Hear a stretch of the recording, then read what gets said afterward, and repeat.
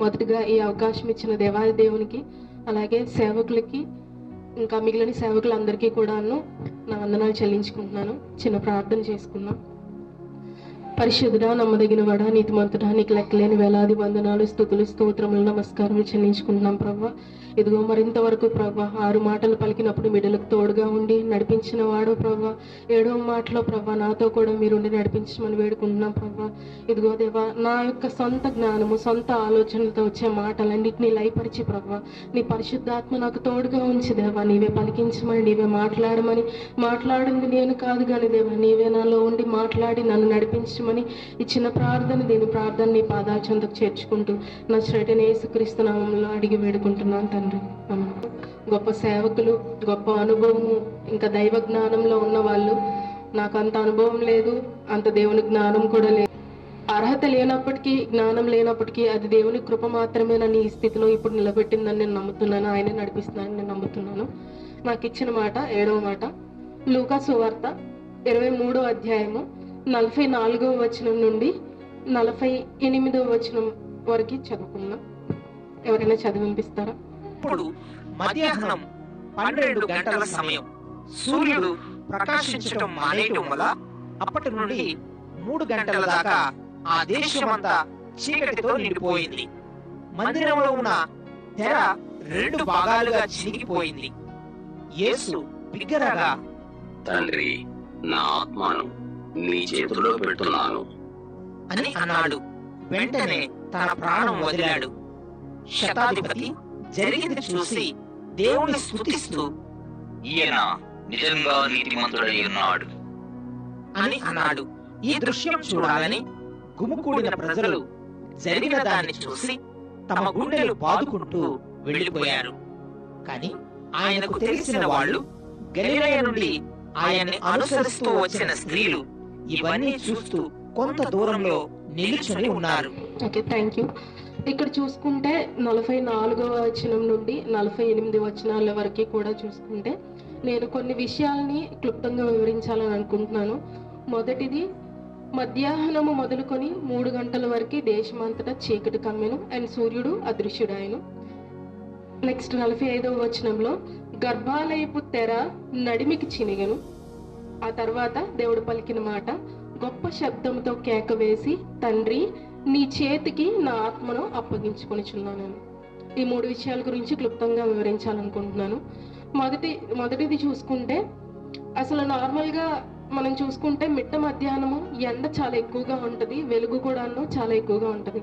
కానీ ఆ రోజు మధ్యాహ్నము మొదలుకొని 3 గంటల వరకు కూడాను ఆ దేశం అంతటా కూడా ఏమైందంటండి, చీకటి కమ్మిందని. నార్మల్గా చీకటి అనేది మిట్ట మధ్యాహ్నం కానీ రాత్రి కాకుండా పగలప్పుడు మనం ఎప్పుడు చూస్తాం? గ్రహణం పట్టినప్పుడు చూస్తాం.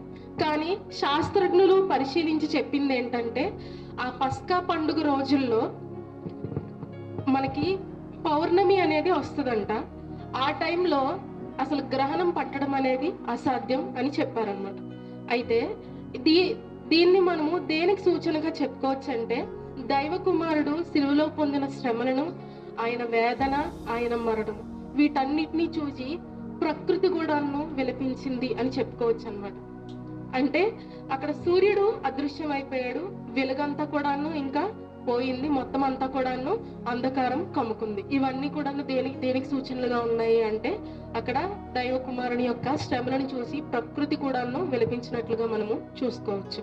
అండ్ ఆల్రెడీ అప్పారావులు కూడా చెప్పారు, ఆమోస్ గ్రంథంలో ఉన్న ఒక ప్రవచనాన్ని కూడాను నెరవేర్చడం కోసం చీకటి కమ్ముకుంది అని. నెక్స్ట్ మొదటిది అయిపోయింది.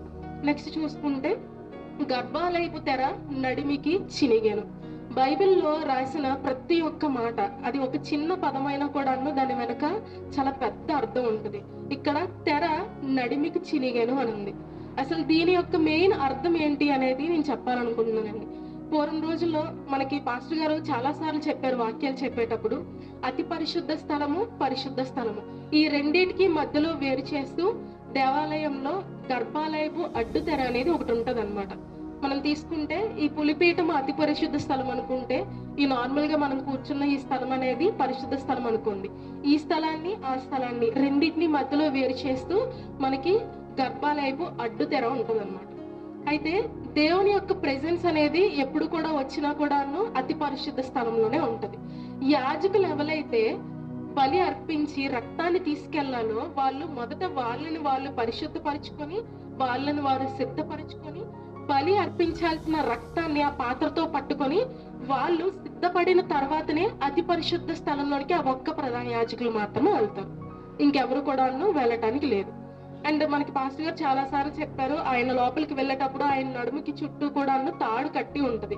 ఒకవేళ ఆయన ఏదైనా దేవునికి వ్యతిరేకంగా అపరాధం చేసి లోపలికి వెళ్ళుంటే ఆయన అక్కడే చనిపోయేవాడు. ఇంకెవరు లోపలికి వెళ్ళకూడదు కాబట్టి ఆ తాళ్ళతో లాగేసేవాళ్ళు. అంటే మనం అక్కడ చూసుకోవచ్చు దేవునికి మనకి మధ్యలో ఎంత ఎడబాటు ఉందో అని, దేవునికి మనకి మధ్యలో ఎంత దూరం ఉందో అనేసి నేను చెప్పి ఇక్కడ ఇప్పుడు తెర అనేది మనకి ఏమని అర్థమవుతుంది, దేవుని యొక్క ప్రెజెన్స్ కి బయట ఉండే మనకి మధ్యలో ఒక అడ్డుగోడగా ఉందన్నమాట. ఎప్పుడైతే క్రీస్తు ఆ సిలువలో శ్రమ పొంది తన రక్తాన్ని కార్చి మన పాపాలకి విమోచన కలిగించారో అప్పుడు దేవాలయపు తెర అనేది నడిమికి చినిగిపోయిందంట. దాని అర్థం ఏంటి, దేవుని యొక్క ప్రెజెన్స్ అనేది ఇంకెప్పుడు అక్కడ మాత్రమే ఉండిపోదు, మనతో కూడాను ఉంటది అని చెప్పి. దేవుడు ఇంకా మనతో ఉంటాడని, మనలో ఉంటాడని. ఇదంతా దేని వల్ల జరిగింది అంటే క్రీస్తు మన కోసం చేసిన సిలువ త్యాగం ద్వారా జరిగింది అని. ఇంకా ఈ తెర గురించి నేను కొంచెం చెప్పాలనుకుంటున్నాను. పాత నిబంధన గ్రంథంలో ఈ తెర అనేది ఎలా చేశారనేది చెప్పుంటది అనమాట. నార్మల్ గా చెప్పాలనుకుంటే ఈ తెర యొక్క పొడుగు అనేది 60 అడుగులు, నెక్స్ట్ వెడల్పు అనేది 30 అడుగులు. కానీ దీని మందం వచ్చేటప్పటికి ఇది మొత్తం 4 ఇంచుల మందం ఉంటదంట. అంటే మనం ఈజీగా ఎక్కువ మంది చెప్పాలంటే ఏమంటారంటే మన అరచేయి ఎంత మందంగా ఉంటుందో అంత మందంగా ఉండే తెర అని చెప్పి. అయితే ఎప్పుడైతే దేవుడు ఆ యొక్క బలర్పణ చేశారో మనకి ఆయనకి మధ్యలో ఇంకా ఎడబాటు లేదు అని చెప్పడానికి ఎవరి ప్రమేయం లేకుండా ఒక భూకంపం కలిగి దానంతట అదే చినిగిపోయింది అనమాట. అంత బలమైన అడ్డుతెరని కూడా దేవుడు చించి వేశాడు అనమాట. ఇది ఈ తెర చినగడం వెనక ఉన్న సిగ్నిఫికెన్స్, ఒక సూచన అనేది. నెక్స్ట్ దాని తర్వాత మూడవదిగా తండ్రి నీ చేతికి నా ఆత్మను అప్పగించుకొనిచున్నానన్న దేవుని మాట. అయితే దీని గురించి మనం చూసుకుంటే తండ్రి అయిన దేవుడు కుమారుణ్ణి లోకంలోనికి పంపించినప్పుడు ఏ బాధ్యత అయితే ఇచ్చారో ఆ బాధ్యతలన్నీ కూడా ఆయన నెరవేర్చి సిలువ మీద తన రక్తాన్ని కూడా కార్చి మనందరి పాపాలకి విమోచన కూడా కలిగించి మొత్తం అక్క చెప్పినట్లుగా అన్ని సమాప్తం చేసేసారు. ఇంకా ఆయన చేయవలసిన పని ఈ భూమి మీద ఏది లేదు. కాబట్టి దేవా నువ్వు నాకు ఏదైతే పని ఈ లోకంలో ఇచ్చావో దాన్ని నేను చేసేసాను, ఇదిగో నా ఆత్మను తిరిగి నీ చేతులకి అప్పగించుకొనిచున్నాను అని ఒక దేవుని మీద తండ్రి అయిన దేవుని మీద నమ్మకంతో, నెక్స్ట్ అంతేకాకుండాను నెక్స్ట్ ఆయన చనిపోయిన తర్వాత ఈ సిలువలోన నెక్స్ట్ నిత్యత్వంలో తండ్రితో పాటు పరలోకంలో దేవుని కుడి పార్శ్వంలో కూర్చుంటాడని విశ్వాసంతో ఆయన ఈ మాటలు చెప్పినట్లుగాను మనం చూసుకోవచ్చు అన్నమాట. అయితే బైబిల్ గ్రంథంలో ఈ యొక్క తండ్రి నీ చేతికి నా ఆత్మను అప్పగించుకొనిచున్నాను అనే మాట అనేది కీర్తనల గ్రంథం 31వ అధ్యాయము 5వ వచనంలో కూడా ఉంటదన్నమాట. కీర్తనకారుడు రాస్తాడు. అయితే నార్మల్ గా యూదులు అనే వాళ్ళు మనం ఎలా అయితే పొద్దున్న మధ్యాహ్నం సాయంత్రం ప్రార్థన చేసుకుంటామో వాళ్ళు ఏం చేస్తారంటే కొన్ని కీర్తనల్ని కంఠస్థం పెట్టుకొని ఆ కీర్తనలనే ప్రార్థనలుగా చేస్తారనమాట. ఇది ఏదైతే ఉందో ఈ 31వ అధ్యాయం 5వ వచనము వాళ్ళు ఏం చేస్తారంటే ప్రతిరోజు సాయంత్రము దాన్ని ప్రార్థన చేసుకుని ఆ కీర్తన చదివి ప్రార్థన చేసుకుని వాళ్ళు పడుకునే వాళ్ళు అనమాట. అంటే ఆ రోజును ముగించేటప్పుడు దేవుని మీద నమ్మకంతో వాళ్ళు ఈ ప్రార్థన చేసి పడుకునేవాళ్ళు. అయితే ఈ యొక్క మాట సిలువలో చెప్పడం అనేది మనం ఏం చెప్పుకోవచ్చు అంటే చివరిసారిగా ఆయన మరణిస్తున్నప్పుడు కూడాను దేవునికి ప్రార్థన చేసి ఈ కీర్తనని వినిపించి చనిపోయినట్లుగా కూడాను మనము అర్థం చేసుకోవచ్చు. అయితే బైబిల్ గ్రంథంలో ఇంకొక వ్యక్తి కూడాను మనకి ఈ మాట చెప్పినట్లుగా చూస్తాం. ఆయనే స్టెఫెన్ గారు. ఆల్రెడీ మనకి స్టెఫెన్ అన్న చెప్పారు. అయితే ఎప్పుడైతే అక్కడ ఉన్న వాళ్ళందరూ కూడాను రాళ్ళు రువ్వి ఆయన చంపాలని చూస్తూ ఉంటారో అప్పుడు ఆయన ఏం చేస్తారంటే ఒకటి వాళ్ళందరినీ కూడాను క్షమించమని దేవుణ్ణి వేడుకుంటారు. ఇంకొకటి దేవా నా ఆత్మని నీ దగ్గరికి చేర్చుకో అని యేసు ప్రభుకి ప్రార్థన చేసినట్లుగా చూస్తాం అన్నమాట. అయితే దాని అర్థం ఏంటంటే రక్షణ పొందుకున్నాడు, క్రీస్తు యందు విశ్వాసం ఉంచాడు, తన కొరకు సాక్షిగా జీవించాడు. తన జీవితం అనేది అంతం అయిపోతుంది అనేటప్పుడు కూడా క్రీస్తునే నమ్మి నేను క్రీస్తుతో ఉంటాను అని విశ్వాసంతో తన ఆత్మని క్రీస్తుకే చేర్చుకోమని చెప్తున్నట్లుగా మనం చూడొచ్చు. ఇంతే కాకుండా ఇవన్నీ బైబిల్లో రాయబడినవి. బయట కూడా చూసుకుంటే కొంతమంది భక్తులు కూడాను తమ జీవితం అనేది అయిపోతున్నప్పుడు, ముగింపు దశకు వచ్చేటప్పుడు కూడాను ఇలాంటి మాటలను పలకడం చూడొచ్చు అన్నమాట. ఒకటి నేను చెప్పాలనుకుంటుంది, మొదటి శతాబ్దంలో స్మరణ సంఘం మనందరికీ తెలుసు కదండి, ప్రకటన గ్రంథంలో ఉంటది. మొదటి శతాబ్దంలో ఒక కాలంలో బిషప్ అయిన పాలికార్ప్ అనే అతను, ఆ కాలంలో రోమన్ చక్రవర్తుల ఆధీనంలో ఉండేది. వాళ్ళు ఏంటంటే చక్రవర్తే వాళ్ళకి దేవుడు, ఇంకెవరైనా దేవుడు అనేసనంటే వాళ్ళు ఒప్పుకునే వాళ్ళు కాదనమాట. ఈయన 85 ఏళ్ల వయసులో ఉండేటప్పుడు ఈ పాలికార్ప్ ఆయన్ని ఏం చేశారంటే, నువ్వు చక్రవర్తి దేవుడు అని ఒప్పుకో, లేదంటే నేను చంపేస్తామని అంటే, ఇన్ని సంవత్సరాలు దేవుడు నన్ను క్షేమంగా ఉంచిన నా రాజుని నేను ఎలా తృణీకరిస్తాను, నేను ఒప్పుకోను అని చెప్పి, క్రీస్తే నా దేవుడు అని చెప్పి ఆయన చెప్తారనమాట. అయితే అతన్ని చంపేయటానికి వాళ్ళు ఏం చేస్తారంటే, ఒక చెక్కకి లేదా ఒక మొద్దుకి ఆయన్ని కట్టేసి నిప్పంటించేస్తారు. అక్కడ నిప్పంటించేసినప్పటికీ కూడాను ఆయన కాలిపోరనమాట. ఇంకా కాలిపోకపోయేటప్పటికి ఆ మంట అనేది వెలుగుతూనే ఉంటది, కానీ ఈయన కాలిపోవట్లేదు. వెంటనే అక్కడ ఉన్న ఒక అతను ఏం చేస్తాడంటే కత్తి తీసుకొచ్చి అతన్ని పొడిచేస్తారనమాట.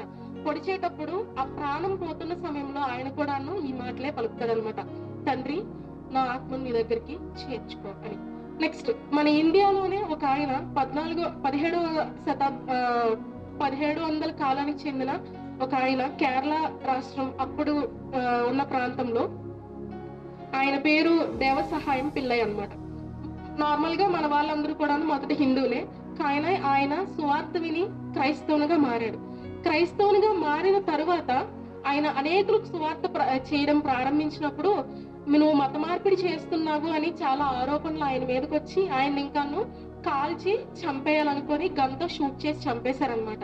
ఒకేసారి 5 బుల్లెట్లు ఆయన శరీరంలోనికి వదిలినప్పుడు, ఆయన చనిపోతున్నప్పుడు ఆ చివరి క్షణంలో కూడా ఆయన కూడా సేమ్ ఇదే మాటలు చెప్తారు, తండ్రి నీ చేతికి నేను నా ఆత్మని అప్పగించుకొనిచున్నాను. అయితే వీళ్ళందరూ ఎందుకు ఈ మాటలు చెప్పగలిగారు? ఎందుకంటే వాళ్ళ దేవుడు వాళ్ళకి ఇచ్చిన జీవితం అంతట్లో తమ రక్షణను వాళ్ళు కాపాడుకుంటూ ఉన్నారు. అంతేకాకుండా అనేకులకు వాళ్ళు మాదిరిని కనపరుస్తూ, అనేకులకు ఆ సువార్తని వాళ్ళు చేరవేస్తూ వాళ్ళ జీవితంలో నడుచుకున్నారు. కాబట్టి వాళ్ళ జీవిత చివరి దశలో వచ్చేటప్పటికి, దేవా నీ పని చేశాను, తర్వాత నేను చనిపోయిన తర్వాత నిత్యత్వంలో నేను నీతో ఉంటాననే విశ్వాసంతో వాళ్ళు ఈ మాట పలికారనమాట. అయితే నేనేం చెప్పాలనుకుంటున్నానంటే, ఈ మాట మనం ఈ రోజు ధ్యానించుకున్నాం కాబట్టి మన జీవితాన్ని కూడాను మనము సరి చేసుకోవాల్సిన వారమే ఉన్నాం. మన జీవితం కూడాను ముగింపుకు వచ్చేటప్పటికి, దేవా నీ యొక్క చిత్తంను మేము నెరవేర్చాము, ఇదిగో నిత్యత్వంలో మా జీవిత అంతం తర్వాత మీతో ఉంటామనే విశ్వాసంతో మనం కూడా ఈ మాట చెప్పగలగాలి అనే విశ్వాసంలోనికి, అనే ఆ యొక్క ఆత్మీయతలోనికి దేవుడు మనందరిని నడిపించాలని వేడుకుంటూ ఈ చిన్న మాటలు దేవుడు మన వినికిడిలో దీవించును గాక.